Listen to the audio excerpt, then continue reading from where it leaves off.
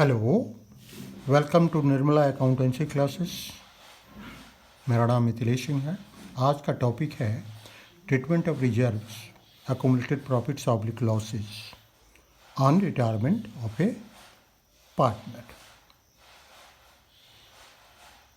Profit and loss की ratio में change होने के समय या पार्टनर के एडमिशन होने के समय भी हम लोगों को रिजर्व्स और अकोमुलेटेड प्रॉफिट्स का ट्रीटमेंट करना पड़ता है। उसके लिए अकाउंटिंग एंट्री करनी पड़ती है। पार्टनर्स के कैपिटल अकाउंट में उनके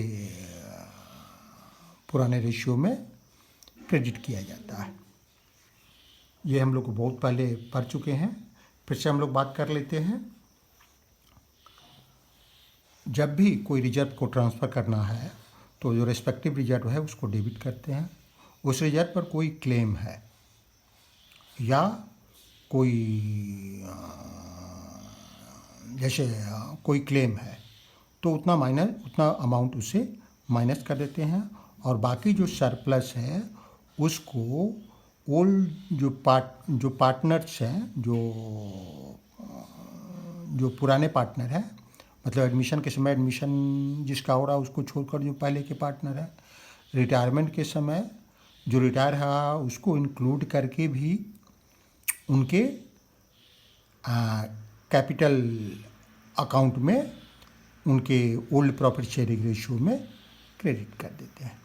अगर लॉस है तो उसी तरह पार्टनर्स के कैपिटल अकाउंट को डेबिट करते हैं और रेस्पेक्टिव लॉस अकाउंट को क्रेडिट करते हैं।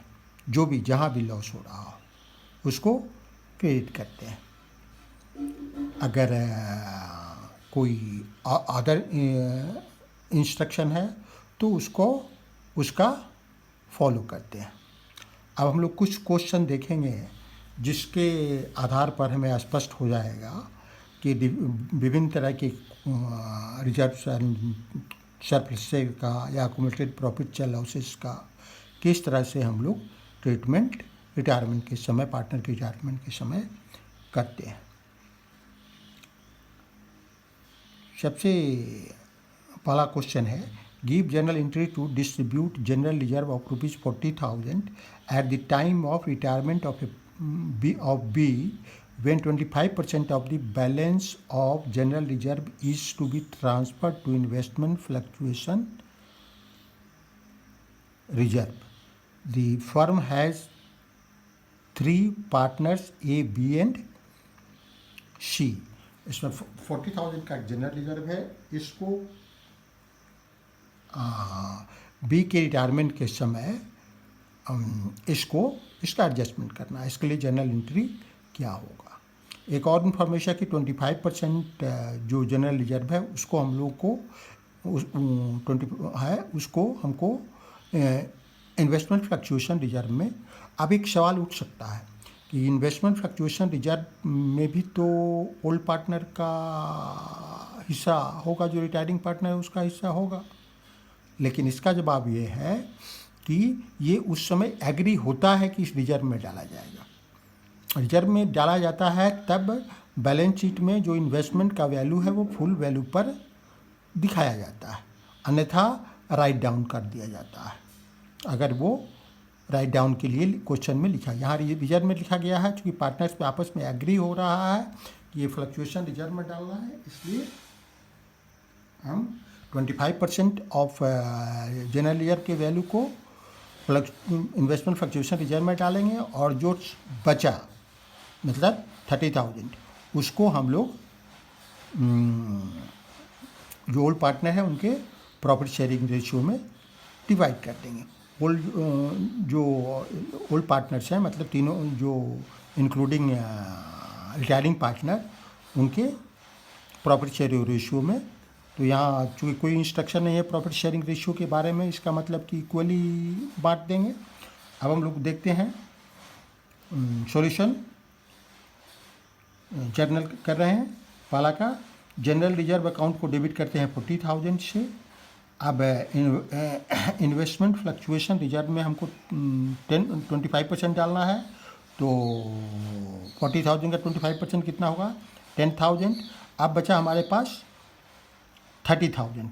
तो 30,000 को इक्वली हम लोग ए बी और सी में बांट देते हैं 10,000 10,000 10,000।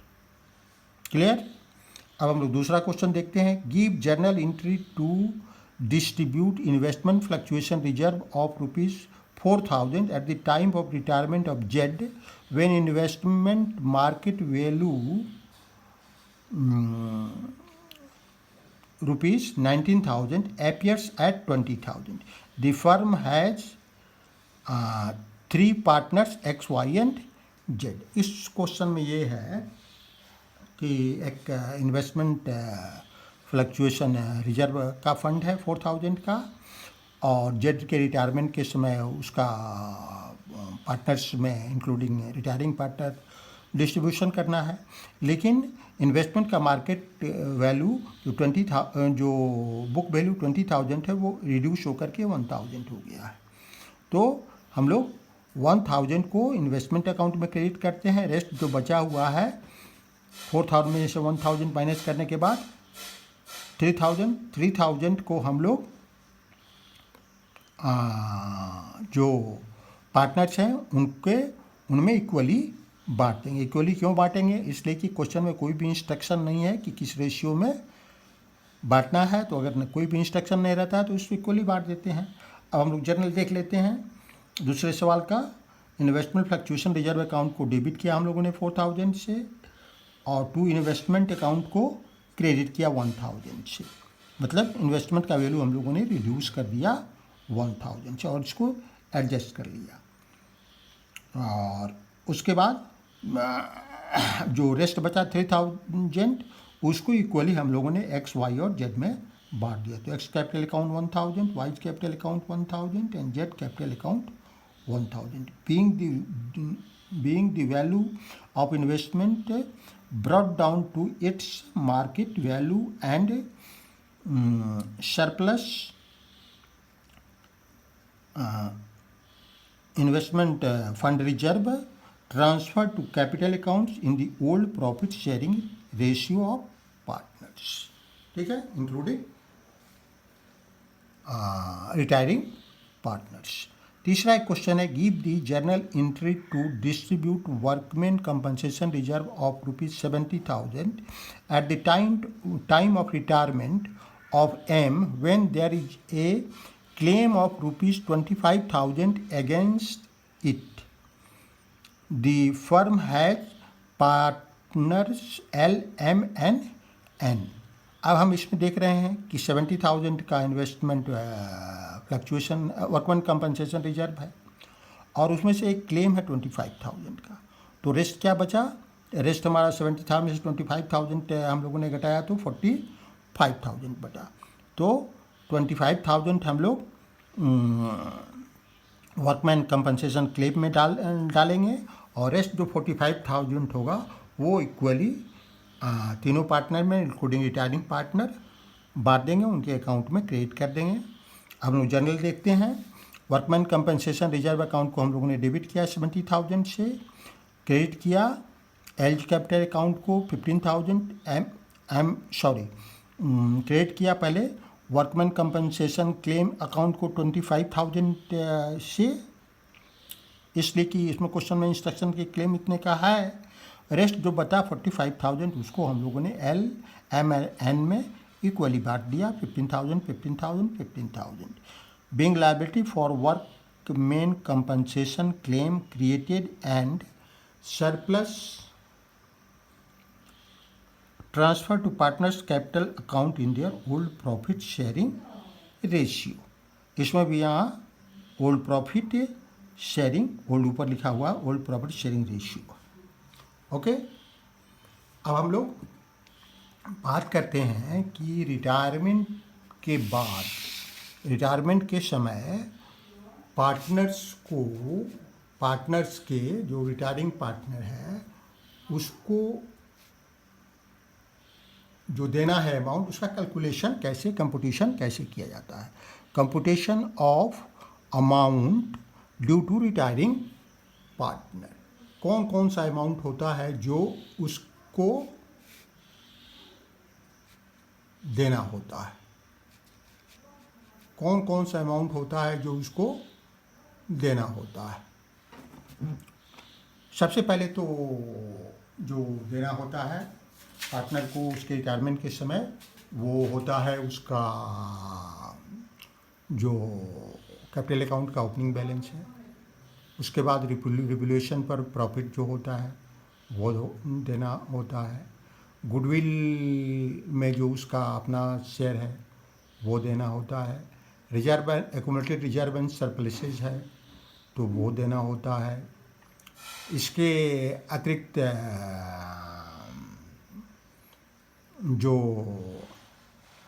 अगर दैट कैपिटल पर अगर उसके इंटरेस्ट है टर्म एंड कंडीशन में पार्टनरशिप डीड के है तो वो देना होता है।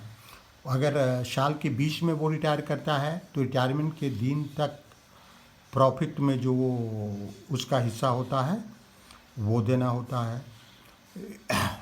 या जो भी कंडीशन हो, अगर प्रॉफिट में हिस्सा नहीं दिया जा रहा है तो प्रॉफिट में जो हिस्सा है वो देना होता है। अगर उसका कुछ इंटरेस्ट वगैरह है तो वो देना होता है। कमीशन वगैरह है तो वो देना होता है। इसके बाद उससे कुछ अमाउंट रिकवर भी किया जाता है।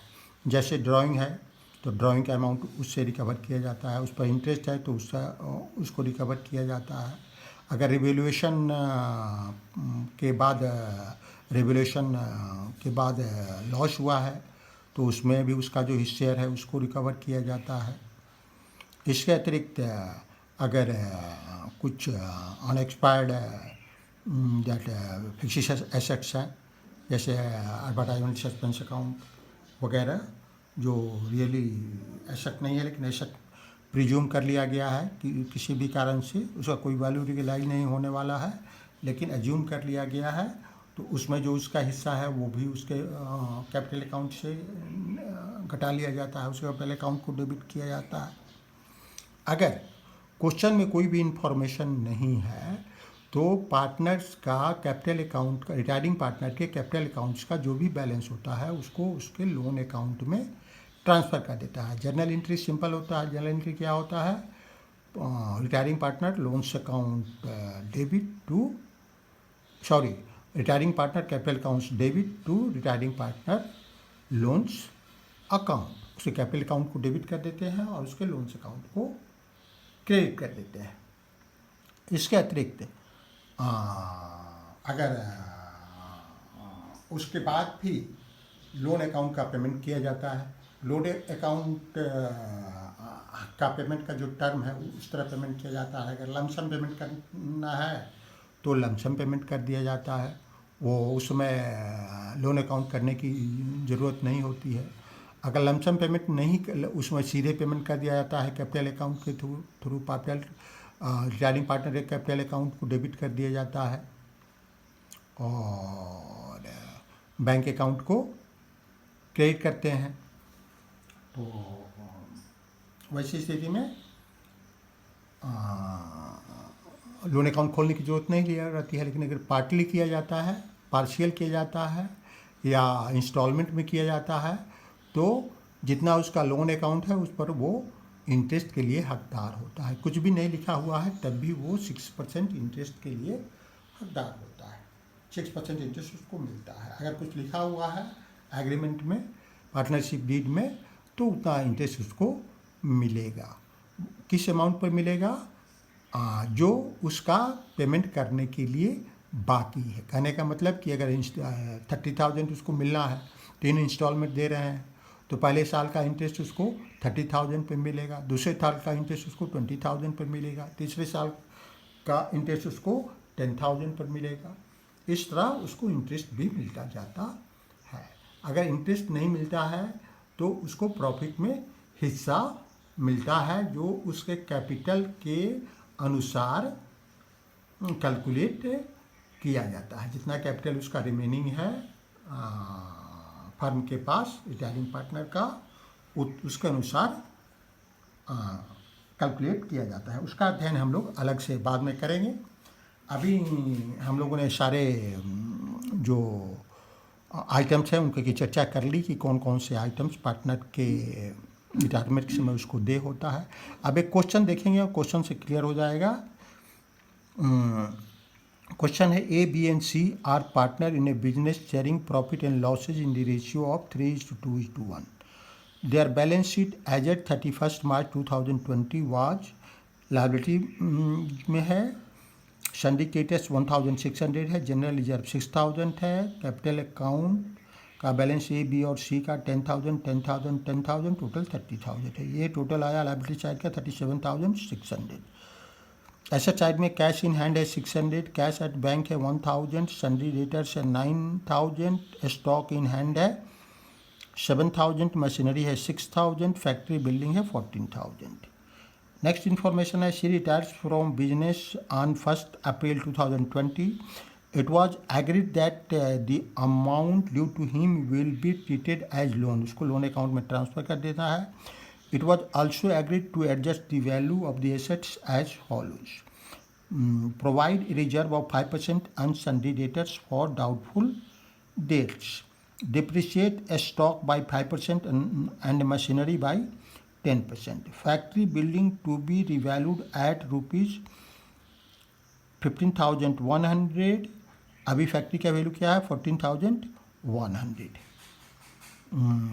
गुडविल मतलब 1,100 का इंक्रीज हो रहा है। ऊपर जो provide a reserve of 5,000 on सन्डी debtors. सन्डी debtors हमारा क्या है, सन्डी डेटर्स हमारा 9,000 है, उस पर 5% करना है, मतलब 10% 900 हुआ, 5% अगर करना है तो 450 हुआ, तो 450 रुपीज़ इस पर हमको सन्डी डेटर्स पर प्रोविज़न करना है, रिजर्व डाउटफुल डेट्स के लिए रिजर्व करना है। स्टॉक को डिप्रिशिएट करना है 5% से। स्टॉक का वैल्यू क्या है 7,000 का 10% 700 हुआ, इसका आधा कर लेंगे तो 350 हुआ, तो 350 हम लोगों को स्टॉक के लिए करना है। फैक्ट्री बिल्डिंग का हमने बताया ही। उसके बाद goodwill of the firm is valued at, goodwill का वैल्यू 15,000 है, तो उसको हम लोग पार्टनरशिप के कैपिटल अकाउंट में ट्रांसफ़र करेंगे क्रेडिट साइड में। A and B will continue to carry on the business and shall share profit and losses equally in the future. बाद का प्रॉफिट शेयरिंग रेशियो पुराना नहीं है ए और बी के बीच में जो कंटिन्यूइंग पार्टनर है, बल्कि इक्वल है। Prepare profit and loss adjustment account, revaluation और revaluation account, partners capital account and balance sheet of the firm as at 1 April 2020। अब हम लोग को रिवैल्यूएशन अकाउंट बनाना है, या रिवैल्यूएशन अकाउंट का दूसरा नाम है profit and loss adjustment account. तो हम लोग बना रहे हैं profit and loss adjustment account और रिवैल्यूएशन अकाउंट। सबसे पहले तो हम लोग को इस तरह का क्वेश्चन होता है, तो पहले जो रिजर्व वगैरह है या ओपनिंग बैलेंस है कैपिटल अकाउंट का, उसको ट्रांसफ़र करते हैं हर स्थिति में। तो सबसे पहले हम लोग वो देख लेते हैं।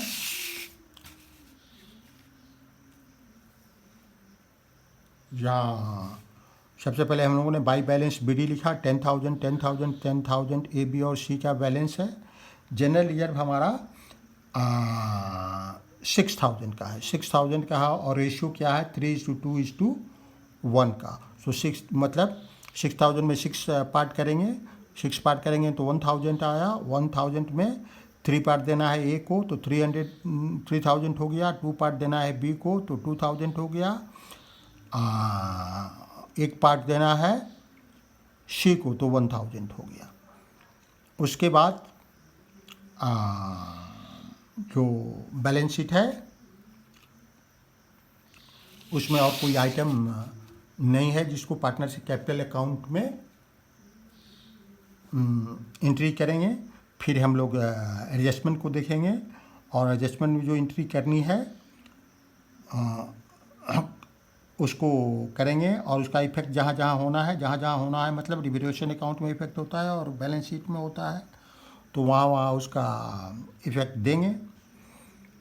Provide a reserve of 5% on sundry debtors for doubtful debts, ये एक घाटा है मतलब, तो रिवैल्यूएशन अकाउंट को डेबिट होगा तो प्रोविज़न फॉर डाउटफुल डेट्स 459,000 का 5/100 450 हुआ।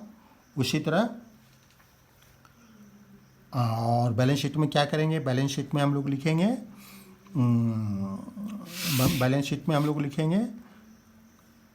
जैसे हम लोगों ने लिखा है यहाँ, बैलेंस शीट में हम लोग लिखेंगे सन्डी debtors 9,000 less provision for doubtful dates 450, net हुआ 8,550।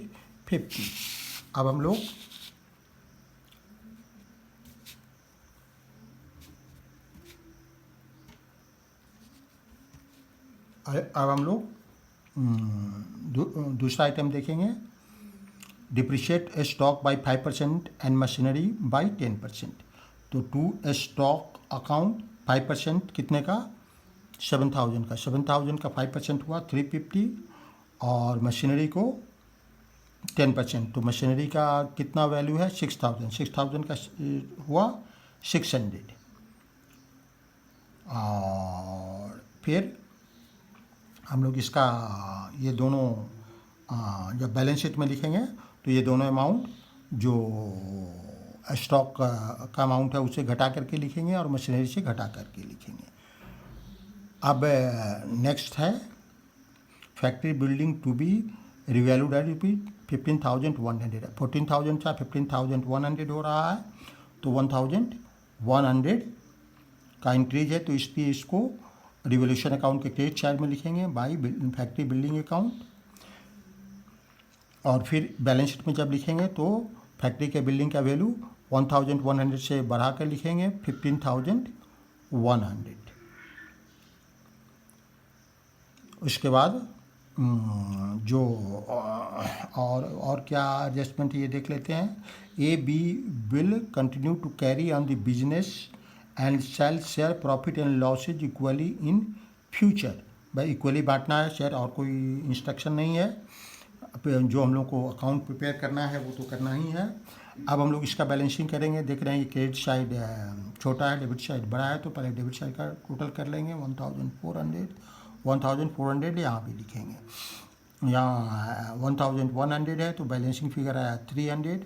अब 300 को हम लोग 3:2:1 कितना आया 6, मतलब 6 हिस्सा हुआ, 6 हिस्सा में 3 हिस्सा, 6 हिस्सा है तो 300 का 6 पार्ट करेंगे तो 50 रुपीज़ आया। 50 रुपीज़ इंटू 3 करेंगे तो 150 ए का हिस्सा आ गया। 50 रुपीज़ से 2 में मल्टीप्लाई करेंगे तो 100 बी का हिस्सा आ गया। 50 रुपीज़ में 1 से मल्टीप्लाई करेंगे तो 50 रुपीज़ सी का हिस्सा आ गया। ये इस तरह बैलेंस हो गया। अब हम लोग देखेंगे कि कैपिटल अकाउंट कैसे बनाएंगे और बैलेंस शीट का जो रेस्ट हिस्सा है वो कैसे बनाएंगे। ये बैलेंस शीट पहले हम लोगों ने देख लिया है, जनरल लेजर पहले देख लिया है। अब बीच कैपिटल अकाउंट, बीच कैपिटल अकाउंट में हमने सी के अकाउंट में 2,500 क्रेडिट किया है। क्यों क्रेडिट किया है, यहाँ एक इंस्ट्रक्शन है कि goodwill of the firm is valued eight ₹15,000। 50,000 goodwill के फर्म का वैल्यू है। तो अब हम लोग इसके पहले ये निकालने के, इसको डिस्ट्रीब्यूट करने के पहले सबसे पहले हम लोग गेनिंग रेशियो निकाल लेते हैं। पार्टनर्स जो है, जो कंटिन्यूइंग पार्टनर है उनका गेनिंग रेशियो। तो गेनिंग रेशियो अब नया जो शेयर है वो शेयर का इक्वल है, तो गेनिंग रेशियो ए का क्या हुआ 1/2 माइनस 3/6। 3/6 को 1/2 भी लिख सकते हैं, तो 1/2 माइनस 1/2 इसको 1/2 भी लिख सकते हैं, तो 1/2 ये 0 आ गया। अब बी को, इसको कोई गेन नहीं हुआ, एज इट इज इसका शेयर रह गया। बी को क्या गेन हुआ, उसका नया है 1/2, पुराना कितना है, पुराना इसका है 2/6। इसको कैलकुलेट करेंगे, जो 3 - 2 आया बाई 6, ये 1/6 आया। और सी का कितना हिस्सा है पुराना 1/6, तो 1/6 सी सेक्रीफाइस कर रहा है रिटायरिंग के बाद और बी को उतना मिल रहा है। तो गुडविल का जो भी वैल्यू है वो पूरा का पूरा कौन देगा, सी कंट्रीब्यूट करेगा, बी कंट्रीब्यूट करेगा, ए को कुछ भी कंट्रीब्यूट नहीं करना पड़ेगा। अब हम लोग कैलकुलेट करेंगे सीज का शेयर ऑफ गुडविल क्या है। टोटल गुडविल का वैल्यू 15,000 है, उसमें से 1/6 सी का है, क्योंकि 6 का ओल्ड शेयर कितना है 1/6। ये कैलकुलेट करके आएगा 2,500 बी कंपनसेट करेगा, किसको कंपनसेट करेगा, सी को। तो B is only gainer, so he will compensate full value of goodwill of C, that is 2,500। इसलिए बीच के कैपिटल अकाउंट को डेबिट करें, ये बीच कैपिटल अकाउंट लिखेंगे और सी के कैपिटल अकाउंट में क्रेडिट करेंगे 2,500।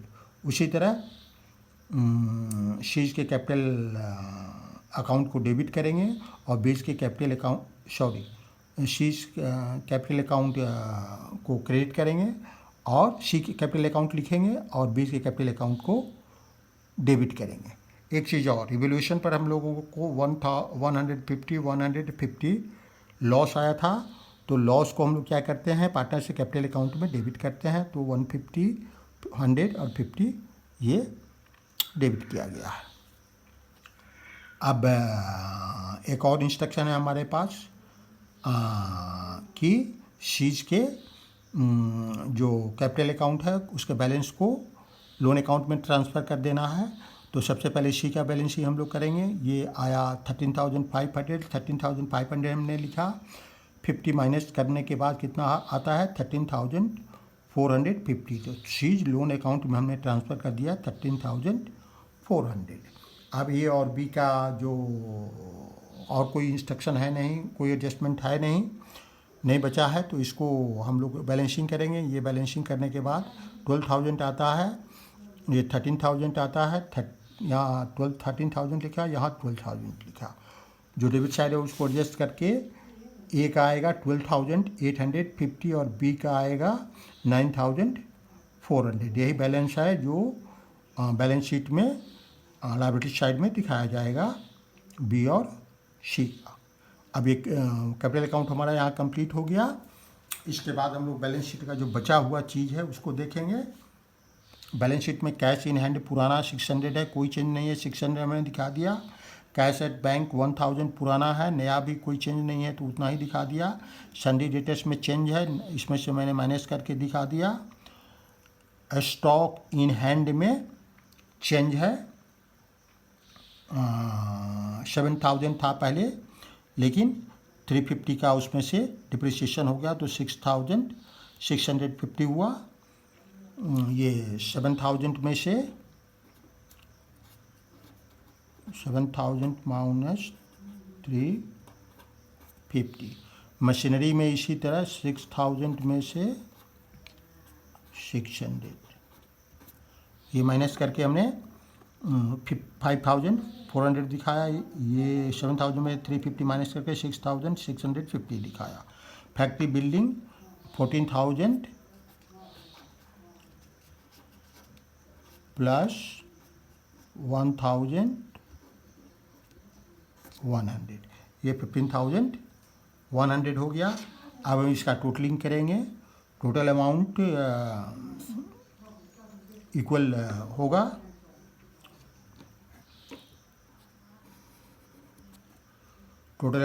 होगा टोटलिंग कितना होगा 6 4 10 और 2 12 13 3 इन हैंड हुआ 1 1 2 3 5 और 2 7 और 1 और 2 3 37,300। इस साइड में भी वही आएगा।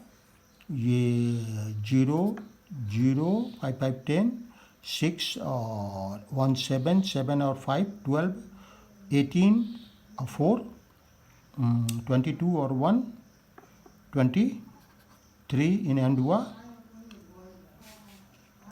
2 1 3 3 और 8 11 11 और 6 17 17 और 5 22 और 5 27 इन हैंड हुआ, 2 और 1 3। इस तरह बैलेंस शीट भी तैयार हो गया। Okay, thank you, see you next class.